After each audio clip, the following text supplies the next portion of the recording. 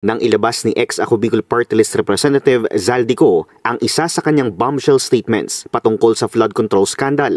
Dito niya itinuro si Pangulong Bongbong Marcos at former House Speaker Martin Romualdez bilang pangunahing recipients ng pinakamalalaking kickbacks umano sa mga proyekto ng DPWH. So kanino talaga natin sa yung pera? Kay President Marcos o kay Speaker Martin Romualdez? Palike nyo lang muna at saka subscribe. Gamit ang report ng Billionaire News, alamin natin at buuin ang puzzle. Pero sa isa sa mga inilabas niyang larawan, tila nahagip ang conduction sticker ng isa sa mga sasakyang katabi ng mga maleta. 0L960 ang nakalagay na conduction sticker dito. Ayon sa mga dokumento, isang 2023 Maserati MC20 ang sports car na nakita sa larawan. Mystery gray ang model color nito. Ayon sa transaction documents, binili at pinangalanan ang sasakyan sa kumpanyang Socali Trading ayon sa registration papers nito. Ayon dito, natanggap ng Socali Trading ang sasakyan bilang brand new imported. Ibig sabihin, walang dokumentasyon na ginamit o binenta ang sasakyan sa loob ng 1.5 taon.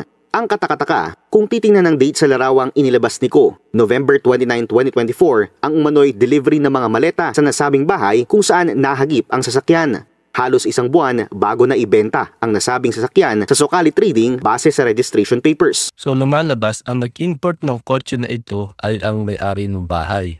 At siya rin ang nagbenta sa Socali Trading. Tama ba? Sinubukan ng Billionaire News Channel na kunin ang panig ng Socali Trading. Pero nang puntahan namin ang nasabing address, building ng kilalang multi-level marketing and networking company na Front Row ang aming naabutan dito. Matatandang ang bilyonaryong si Sam Versosa ang isa sa co-founders ng Front Row. Malamang may connection itong si Versosa kay Federico Jr.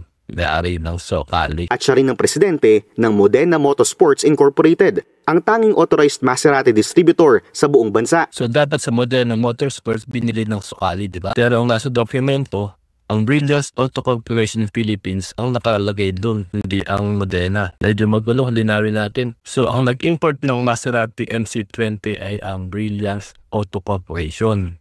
Tapos binili ng Socali Trading na ang address ay sa may Front Row na pag-aari ni Sam Versosa. So kanino ba na to? Kay BBM o kay Martin Romualdez? Gusto niya?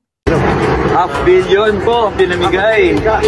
In cash ang pinamigay natin sa mga kababayan natin. So napakabuti po ng ating Congress, 19th Congress kasama ang ating Speaker Martin Romualdez.